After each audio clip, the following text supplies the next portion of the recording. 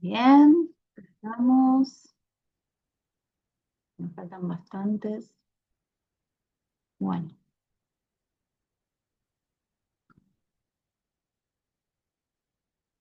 ahí está. Se suman estos dos y comenzamos. Ah, muy bien.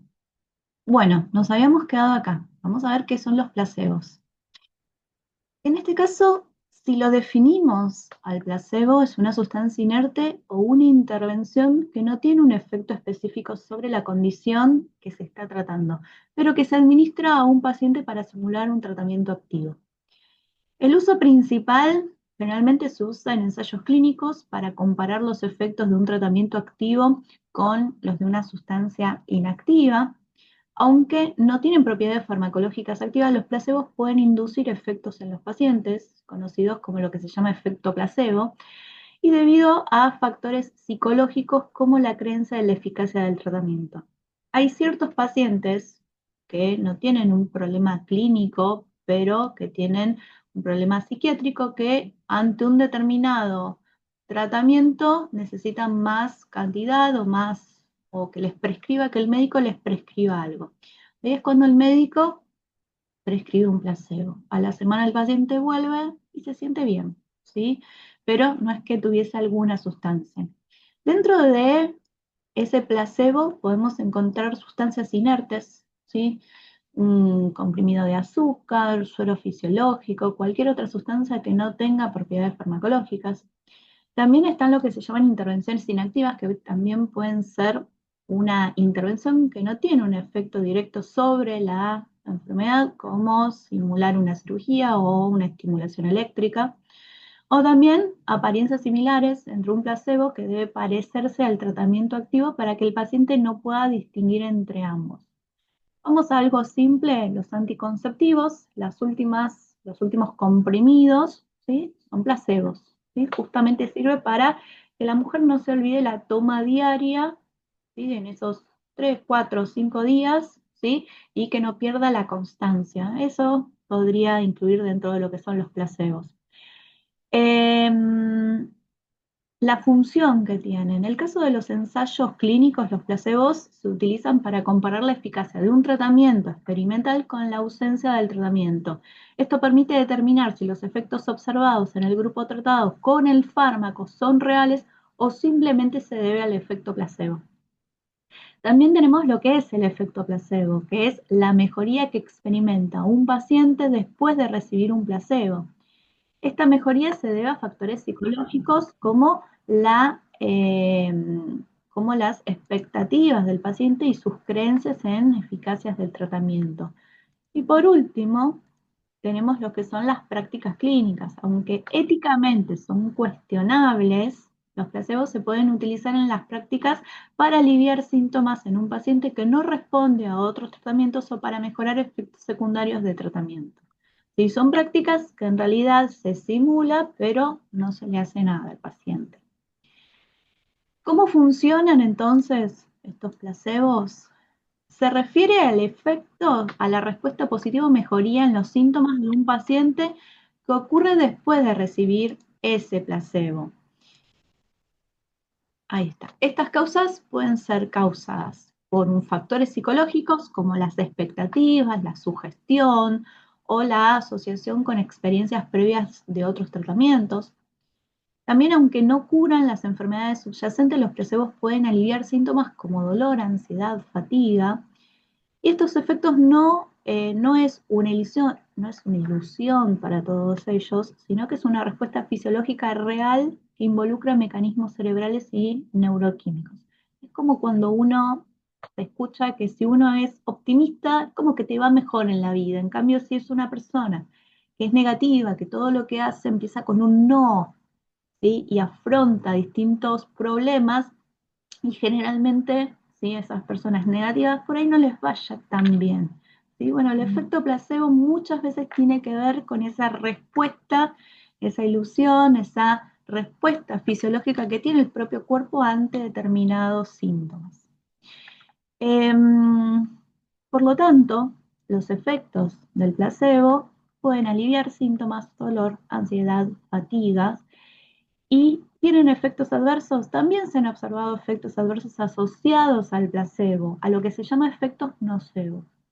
Esto ocurre cuando un paciente espera un resultado negativo y por lo tanto experimenta empeoramiento de los síntomas o la aparición de nuevos efectos secundarios.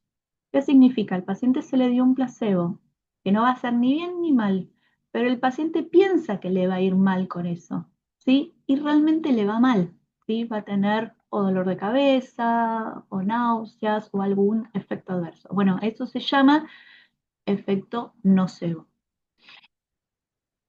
Bien, vamos con otro punto que lo nombré anteriormente y tiene que ver con el riesgo-beneficio. Esa relación que hay entre un tratamiento, entre el efecto farmacológico y los riesgos asumidos por los efectos colaterales.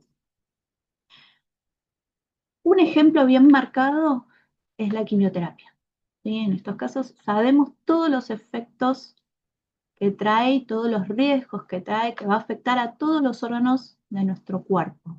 ¿Sí? No es que afecta solamente uno, sino a nivel estético y a nivel interno y externo nos afectan. Pero en cuanto a riesgo-beneficio, a veces el beneficio pesa más, ¿sí?, que en los riesgos asumidos.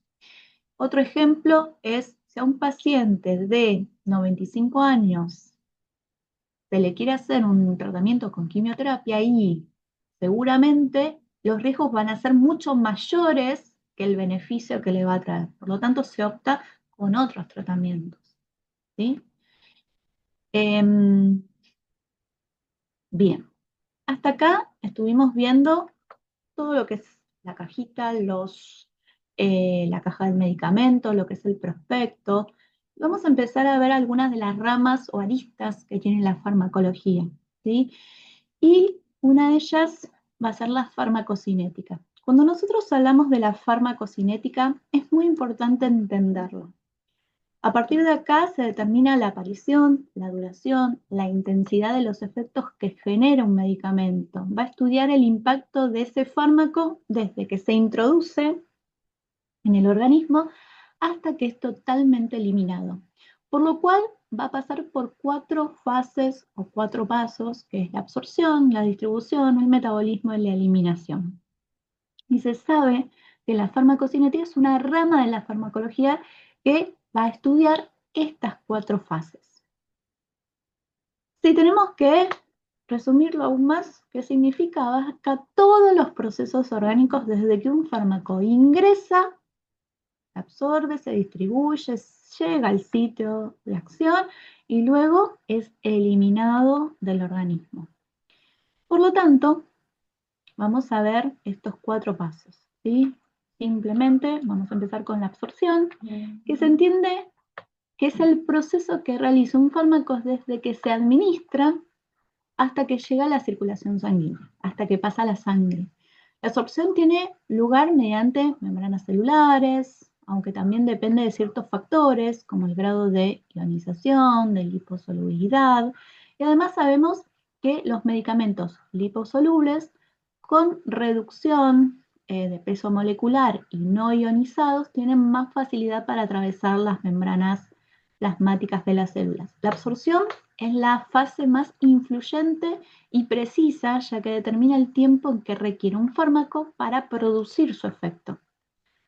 Los medicamentos que se utilizan en momentos críticos están diseñados para absorberse en segundos o en minutos, mientras que hay fármacos que pueden estar creados para ser absorbidos lentamente y tener una duración prolongada. El segundo paso es la distribución, ¿sí? A partir de acá, esta etapa es donde las sustancias farmacológicas son transportadas a través del organismo, introduciéndose en el torrente sanguíneo. Un factor que determina esta fase es el aporte sanguíneo que reciben los tejidos corporales, por ejemplo, órganos como el cerebro, los riñones, tienen una gran cantidad de flujo sanguíneo, mientras que el tejido adiposo o la piel no reciben tanta cantidad, siendo complicado que se adquieran concentraciones altas en el fármaco. Ahí también las formas administrativas de aplicar ese fármaco.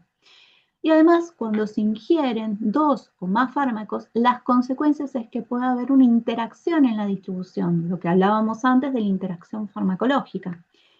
Algunas de estas sustancias podrían desplazarse y alcanzar una concentración demasiado alta en sangre, produciendo reacciones adversas. Vamos a un ejemplo.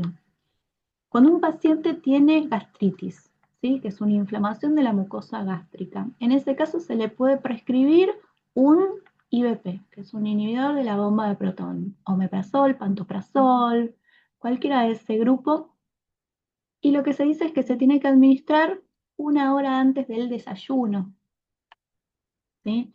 A partir de ahí, la persona puede desayunar, o almorzar o comer, dependiendo de las prescripciones. ¿Por qué?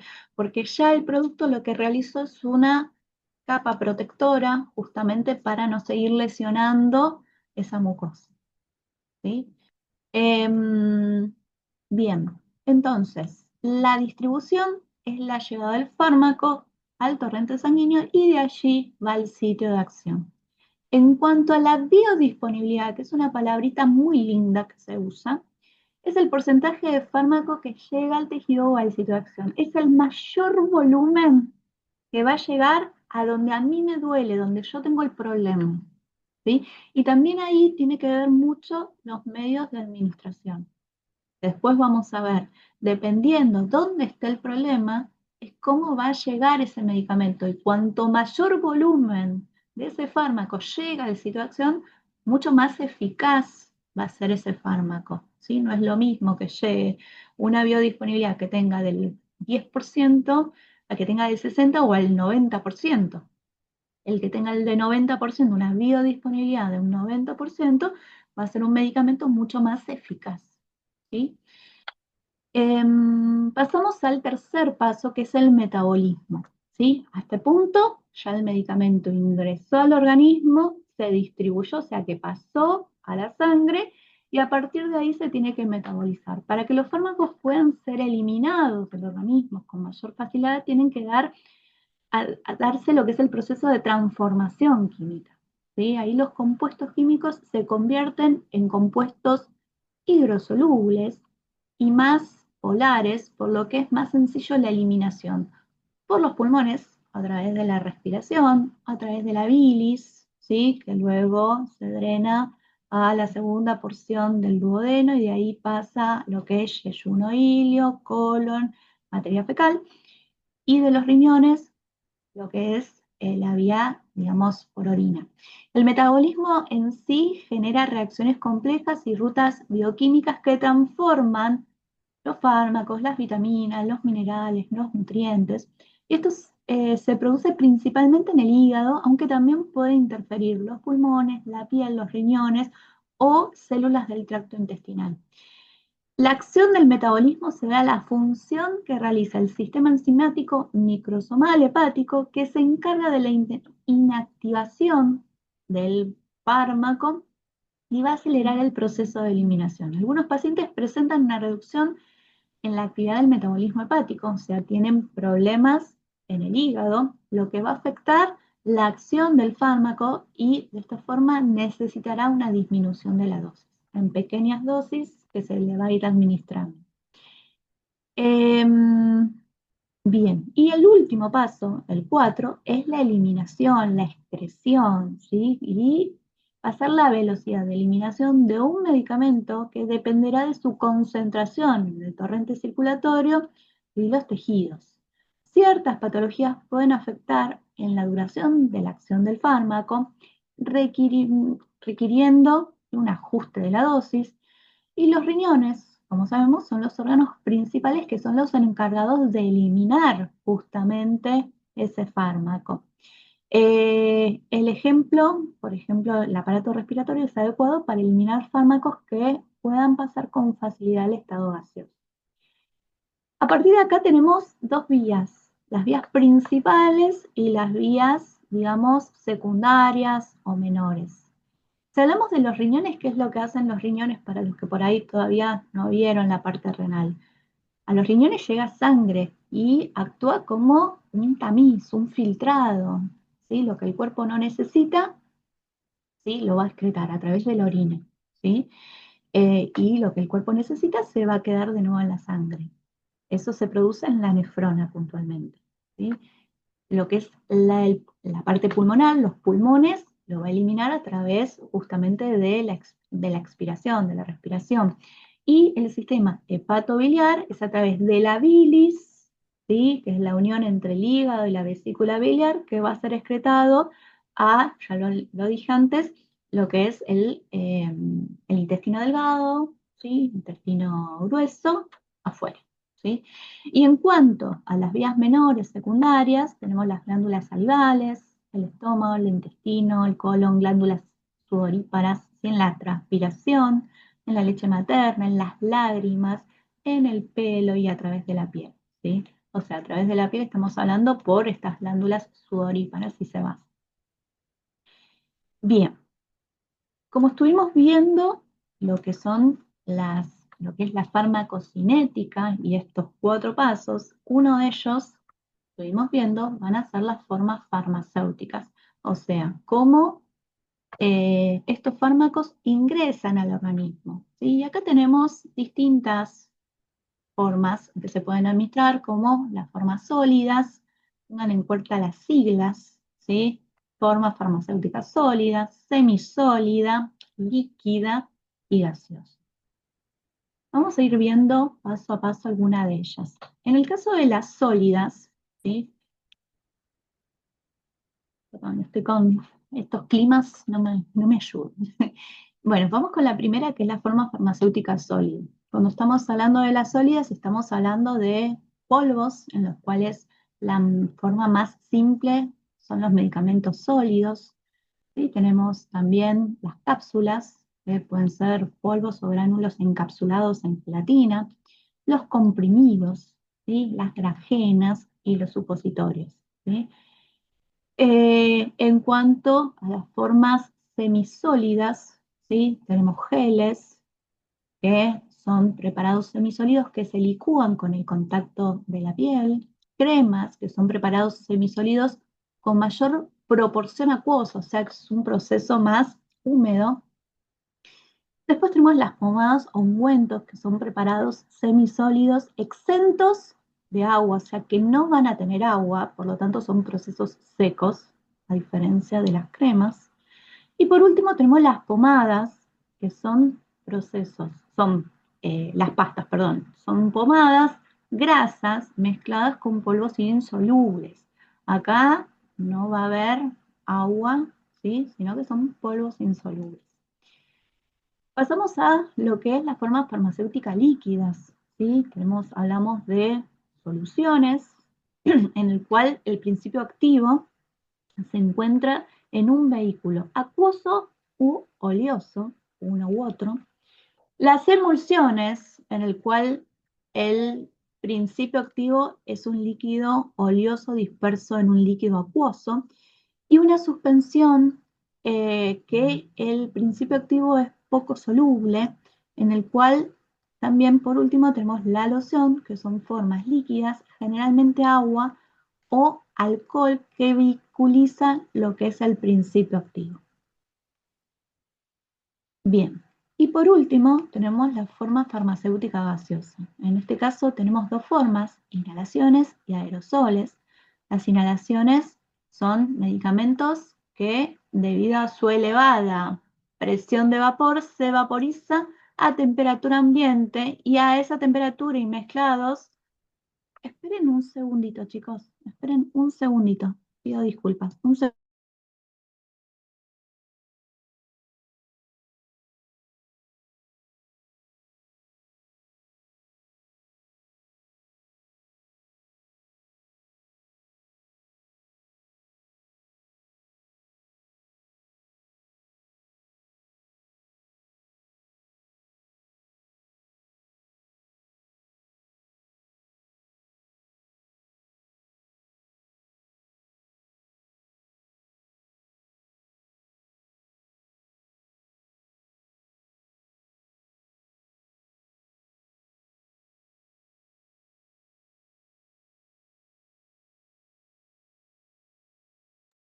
Perdón, chicos.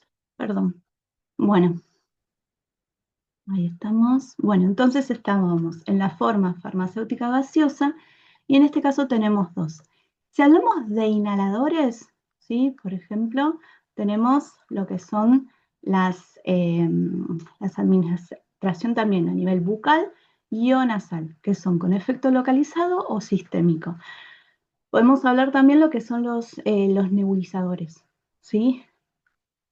Y en el caso de los aerosoles, se administran también a nivel bucal y o nasal y también se aplican en la piel y en mucosas al presionar un dispositivo, ¿sí? Que son los famosos PAF para las personas, lo que necesito ahora. Los que son, por ejemplo, para el asma, ¿sí? Son los broncodilatadores. Bien, pasemos a lo que son las vías de administración. Todo esto está dentro y contenido dentro de lo que es la farmacocinética, ¿sí? Vamos paso a paso. Las vías de administración son varias, son muchas, ¿sí? Y vamos a empezar a ver en las cuales, por ejemplo, la oral, vamos a incluir las cápsulas, los jarabes, las tabletas, las grajenas. A nivel sublingual, son esos pequeños comprimidos que se van a ubicar en la base de la lengua. A nivel rectal o vaginal, tenemos supositorios, enemas, óvulos, en las formas tópicas o transdérmicas, pomadas, cremas, geles, lociones, ungüentos, a nivel óticas, gotas, spray, oftálmicas y nasales son gotas y colirios, inhalatorias, gases y líquidos volátiles, intramuscular, ampollas y viales, e intravenosas, también todo lo que son ampollas y viales que van, viales significa las vías que se colocan en tanto a nivel de una vena central o también en una arteria, ¿sí? Eh, bien, si hablamos de las administraciones por vía oral, entonces vamos a todas las que nombramos, ¿sí? Soluciones, suspensiones, polvos, cápsulas. Nunca, nunca digan pastillas. Y si en algún lugar está escrito pastillas, lo corrigen y digan cualquiera de todos estos menos pastillas. ¿Sí? Las pastillas son las pastillitas para el aliento, ¿sí? Nada más. En cuanto a la administración transdérmica, tenemos lociones, geles, cremas, pomadas, ungüentos y pastas. A nivel rectal, supositorios, enemas y soluciones, no pomadas, ¿sí? Tenemos estos tres medios. A nivel vaginal, óvulos, cremas, supositorios, soluciones. A nivel inhalatoria, los que nombramos antes, o gases a través de justamente un nebulizador que se produce como una bruma, ¿sí? Acá también, este es un dispositivo para pediátrico, justamente. ¿Por qué? Porque no es necesario que solamente entre por boca en estos casos, sino a través de nariz y boca, ¿sí? Está bien. Entonces van a ser gases o líquidos volátiles, en el caso de una anestesia también. Pasamos a lo que son las administraciones oftálmicas. Tenemos colirios, soluciones, pomadas, ¿sí? Pomados ungüentos, que son como una crema un poco más densa en estos casos, tipo pastita. Después tenemos la administración ótica o nasal, soluciones, pomadas y geles. Y en el caso de las administraciones parenterales, tenemos varias, ¿sí? Que algunas por ahí no las conocen tantos. En principio tenemos soluciones acuosas y oleosas, suspensiones acuosas y oleosas, liofilizados, que ahora vamos a ver qué es, implantes, infusiones percutáneas y liposomas, que también vamos a ver qué son. ¿Cuál es la diferencia entre una solución y una suspensión? Que a veces eso crea dudas. La principal diferencia entre una solución y una suspensión es la homogeneidad de la mezcla y el tamaño de las partículas. Por lo tanto, lo que vemos acá es que en una solución está todo mucho más homogéneo. Lo veo a simple vista, está todo igual. En cambio, en una suspensión es heterogéneo. Yo necesito agarrar el frasquito, batirlo, ¿sí? Y ahí se le da, por ejemplo, el jarabe a los niños, ¿sí? Unibot, Sí, está el que es ibuprofeno al 4%, al 2%, hay algunas marcas que hay que batirlo y listo.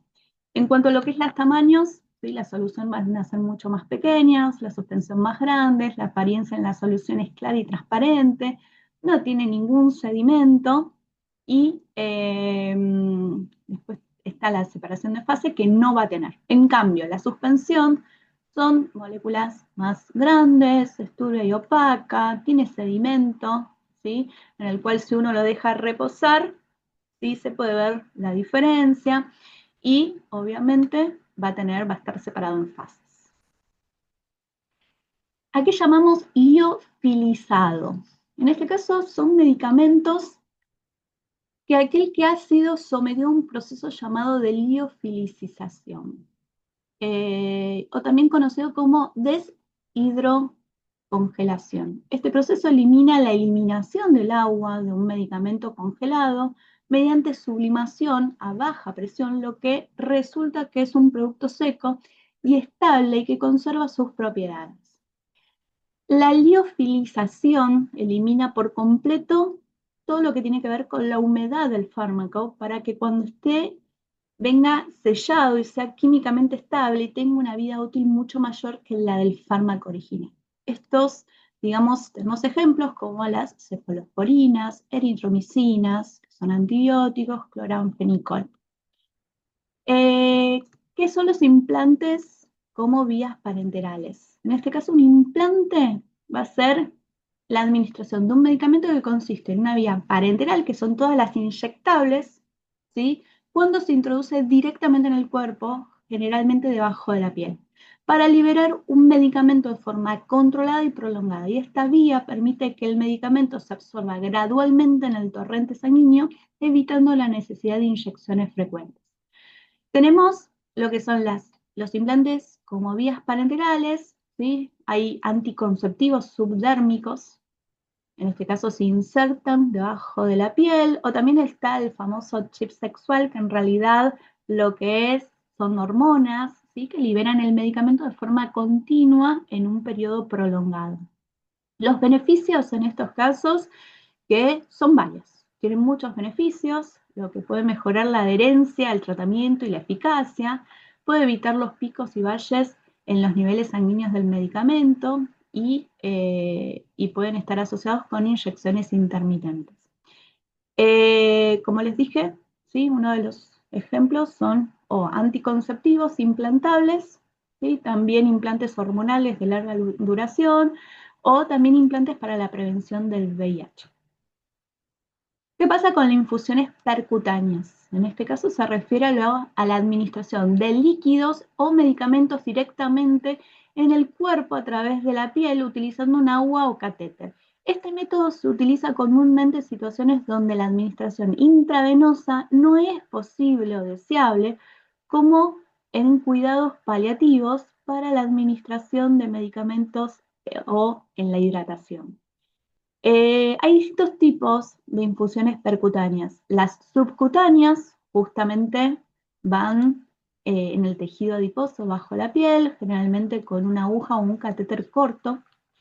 Las infusiones intravenosas percutáneas, a las que hablamos, que se refieren a la inserción de un catéter en una vena a través de la piel, generalmente para procesos vasculares prolongados, o intrarrenales percutáneos, que se utiliza un medicamento o líquidos directamente en el riñón, como por ejemplo las ondas de nefrostomías percutáneas. Directamente, ¿sí? Van a la arteria renal.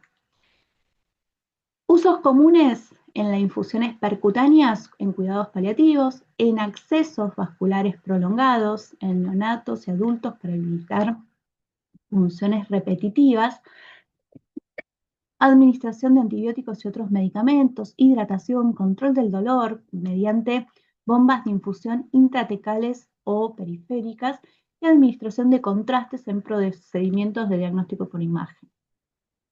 Bien, vamos a hacer un pequeño cortecito acá y después seguimos, ¿sí? Yo les digo cuánto tardamos.